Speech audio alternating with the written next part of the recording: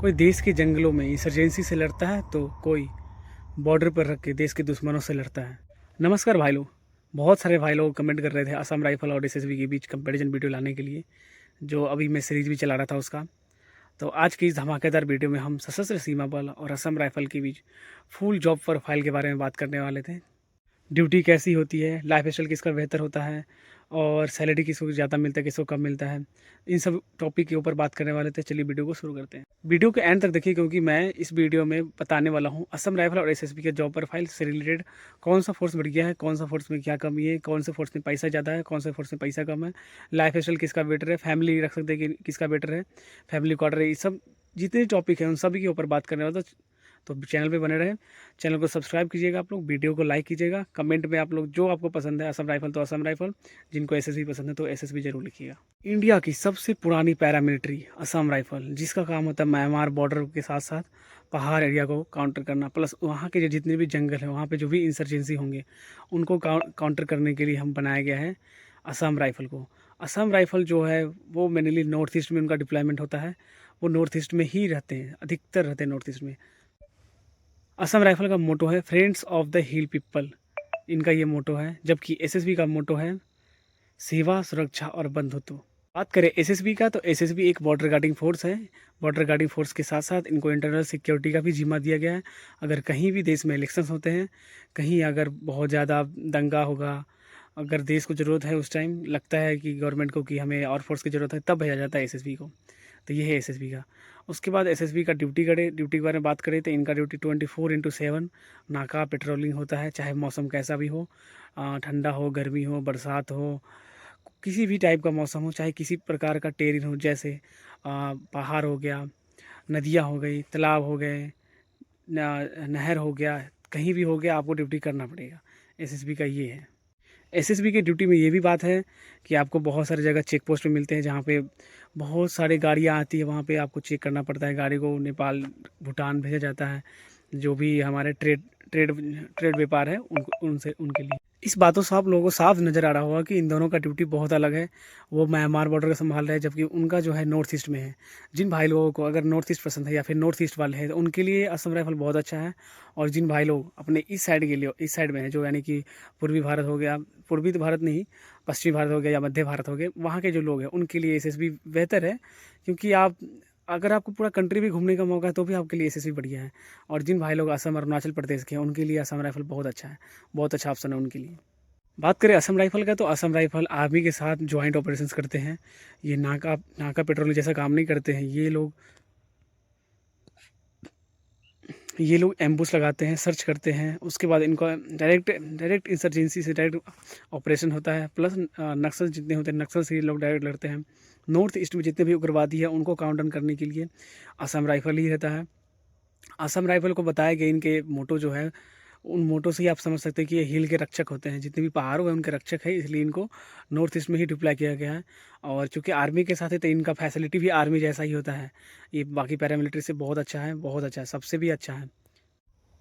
नक्सलवादों या उग्रवादों से इनका हमेशा मुठभेड़ होते रहता है, जिसके कारण इनका जो है पेट्रोलिंग बहुत हाई रिस्क होता है। इसके कारण हम बोल सकते हैं इनका जॉब भी हाई रिस्क है। जबकि एसएसबी का जॉब अभी तक तो ठीक है। और जैसे कि आप लोग सब जानते हैं कि नेपाल और भूटान बॉर्डर पे है, तो जो कि पीस एरिया में आता है, तो इनके लिए हम बोलेंगे कि इनका उतना ज़्यादा रिस्क नहीं है जितना कि असम राइफल को है। तो बात करें एसएसबी का ड्यूटी, तो इनका है नाका पेट्रोलिंग है, प्लस गांव वालों के साथ मीटिंग होता है, कोऑर्डिनेट करते हैं आपस में ये लोग। उसके बाद आईएनटी भी इकट्ठा करते हैं। एंटी एंटी जो हमारे एंटी नक्सल्स ऑपरेशंस में भी भाग लेते हैं, जहाँ जहाँ इनको भेजा जाता है तब। उसके बाद जो हमारा स्मगलिंग का काम है उसको रोकते हैं, ह्यूमन ट्रैफिकिंग है उनके लिए भी रोकते हैं ये लोग। उसके बाद सिविक एक्शन प्रोग्राम जितने भी नियरेस्ट गांव होते हैं बॉर्डर एरिया में, उनमें चलाया जाता है, ताकि इन लोगों को मोटिवेट किया जाता है भारत के प्रति। इनको खुद क्या बोलते हैं, सेल्फ डिफेंस के बारे में भी सिखाया जाता है। तो इस टाइप का ड्यूटी है एसएसबी का। एसएसबी की ड्यूटी जो है बॉर्डर पे आईएनटी भी मेंटेन करते हैं और प्लस अपने देश को सिक्योरिटी भी देते हैं। इनका मोटो से ही समझ में आता है, सेवा, सुरक्षा, बंधुत्व इनका मोटो है, जिससे समझ में आता है कि ये भाईचारा के अनुसार ही काम करते हैं। बात करें असम राइफल का ट्रेनिंग का, तो इनका ट्रेनिंग एकदम आर्मी जैसा एकदम टफ होता है। इनको इंसर्जेंसी से लड़ने के बारे में बताया जाता है, वेपन हैंडलिंग के बारे में एकदम एडवांस लेवल में बताया जाता है। उसके बाद जंगल वॉरफेयर के बारे में बताया जाता है, नक्सल से कैसे लड़ा जाता है उसके बारे में बताया जाता है। इनको पूरा जो अपना डिसिप्लिन है वो मेंटेन करना पड़ता है एकदम आर्मी जैसा। वैसे सारे फोर्स का डिसिप्लिन बढ़िया है, बट इनका तो और बढ़िया है। जितने भी फोर्स है उन सबसे बढ़िया इनका है। उनके साथ साथ इनको फैसिलिटी भी आर्मी जैसा मिलता है। खाना पीना जितना सारा चीज़ इनका, हर एक चीज़, रहन सहन, गाड़ियाँ, सारा चीज़ आर्मी द्वारा ही प्रोवाइड कराया जाता है। जबकि सशस्त्र सीमा बल जितने, या फिर CISF, BSF, इनका अपना फोर्स है, तो इनका आर्मी से लेना देना नहीं होता है। इनका अपना सारा खुद गाड़ी, फैसिलिटी सब इनका अलग होता है। जबकि उनका जो असम राइफल है उनका आर्मी से ही होता है। और आर्मी आप लोग जानते हैं कि पैरामिलिट्री से भी बड़ा होता है आर्मी। बात करें SSB का ट्रेनिंग, तो इनको बॉर्डर मैनेजमेंट के जैसा ट्रेनिंग करवाया जाता है। प्लस पेट्रोलिंग जैसा पेट्रोलिंग होता है इनका, तो वैसा ट्रेनिंग कराया जाता है। सिविक एक्शन जैसा ट्रेनिंग कराया जाता है। वेपन के बारे में भी बताया जाता है, बट जितना असम राइफल को एडवांस लेवल में बताया जाता है उस टाइप का नहीं है इनका सशस्त्र सीमा बल का। जबकि इनको भी INT का सबसे ज़्यादा ध्यान रखा जाता है, क्योंकि आप सबको पता है कि इन SSB का सारा काम, बहुत ज़्यादा काम INT से ही होता है, क्योंकि ये फैंसी वाला काम नहीं है, तो आपको पता होना चाहिए। और ये ऐसा नहीं है कि खाली SSB में ही है, और हर एक डिपार्टमेंट में INT है, बिकॉज अभी के टाइम में देश के अंदर तो INT वाला चीज़ ही बहुत बड़ा होता है। बात करें पे स्ट्रक्चर का, सैलरी के बारे में बात करें, तो सैलरी असम राइफल का ज़्यादा होता है। इसलिए ज़्यादा होता है क्योंकि उनका जो पेट्रोलिंग वगैरह या ड्यूटी जो है वो हाई रिस्क जोन में आता है। उसके बाद उनको आर्मी के साथ लगता है, तो इस वजह से उनका जो है सैलरी ज़्यादा होता है SSB की तुलना में। अगर आपका सैलरी अगर 30,000 या 35,000 है, तो उनका सैलरी स्टार्टिंग में होगा 35,000 से लेके 40,000 के बीच में होगा, स्टार्टिंग सैलरी होगा इन द ट्रेनिंग पीरियड। और जैसे ट्रेनिंग के बाद होते हैं, तो अगर आपका सैलरी 40,000 है, तो उनका सैलरी, या आपका सैलरी अगर 45,000 है, तो उनका उनका सैलरी 50,000 होता है। क्यों इसलिए होता है? क्योंकि वो हाई रिस्क में आते हैं। प्लस उनका जो है क्या बोलते हैं, बहुत ज़्यादा रिस्की है यार। नाइट में सर्च करना, इनेमी के साथ मुठभेड़ होना, प्लस पहाड़ है, मतलब बहुत ज़्यादा टफ होता है, तो इसलिए उनका सैलरी को ज़्यादा रखा गया है। बात करें हम लोग कि फैमिली रख सकते हैं कि नहीं इनका लाइफ स्टाइल के बारे में, असम राइफल के बारे में, तो असम राइफल का जो है बहुत लिमिटेड सोर्स रहता है इनको।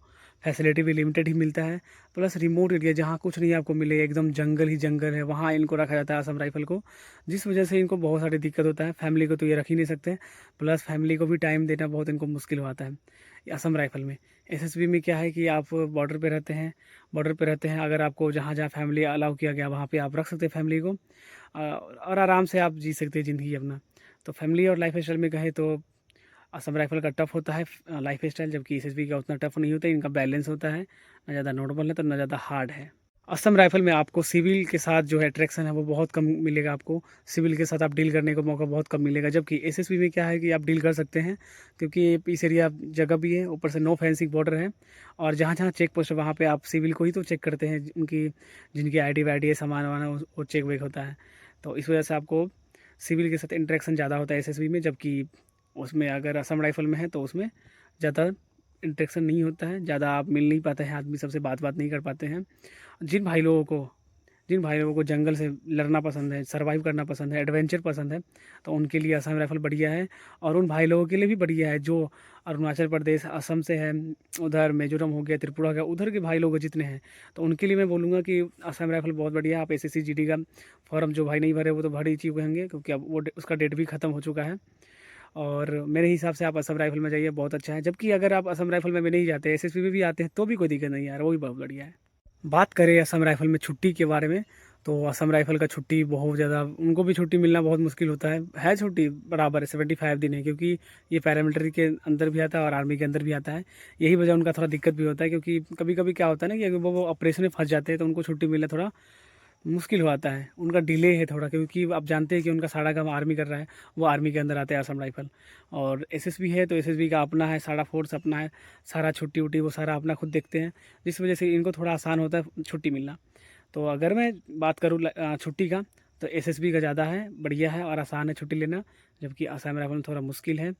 जो जाहिर सी बात है, आप लोग देख ही रहे हैं कि वो जंगल में रह रहे हैं, कब उनका मुठभेड़ किसी से हो जाता है वो पता नहीं, तो वो डिपेंड कर रहा है ऑपरेशन के ऊपर। ऑपरेशन जैसे ही ख़त्म होगा फिर जवान छुट्टी पे जाएंगे, घर पे जाएंगे, टाइम बिताएंगे। जबकि SSB में क्या है कि आप आराम से जा सकते हैं घर। बात करें छुट्टी का, तो टोटल 75 दिन है और असम राइफल का, और SSB का भी 75 दिन ही है, जिसमें 60 दिन EL होता है और 15 दिन CL होता है, दोनों का सेम है। बट वही है कि छुट्टी लेने का जो टाइप है उसमें डिले होता है, जो प्रोसेस है उसमें डिले होता है। अगर आपको एडवेंचर करना पसंद है, अगर आपको लड़ना पसंद है, फाइटिंग करना पसंद है, देश के दुश्मनों को मारना पसंद है, तो उसके लिए आप लोगों के लिए असम राइफल बहुत अच्छा है। अगर आपको बॉर्डर गार्डी करना है और पीसफुल मेंटेन रखना है, प्लस आईएनटी के अनुसार काम करना था, उसके लिए एसएसबी बढ़िया है। अगर वीडियो अच्छा लगा हो तो चैनल को सब्सक्राइब करिएगा भाई लोग, और वीडियो को लाइक कीजिएगा, कमेंट में जय हिंद लिखिएगा। उसके बाद आपको जो फोर्स पसंद है, एसएसबी पसंद हो या असम राइफल पसंद हो, तो वो ज़रूर लिखिएगा। मिलते हैं अगले नए वीडियो में, तब तक के लिए जय हिंद।